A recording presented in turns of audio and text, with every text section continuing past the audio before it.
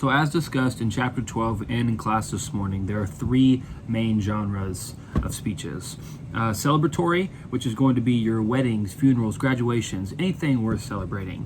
Number two is informatory, which is going to be where you teach or explain something throughout your speech. And then number three is our persuasion speech. Persuasion is going to be used when we're looking for a call to action or a shift in your beliefs. The Greeks had a very similar way of thinking. They had three different names for their genres, but they're all essentially the same thing. We have the epidictic, which is their version of celebratory speech. The forensic, which is guilt or innocence, or our version of the informative speech. And then we have a deliberative speech, which is going to be their version of a call to an action or a shift in your belief, which is obviously our version of a persuasive speech.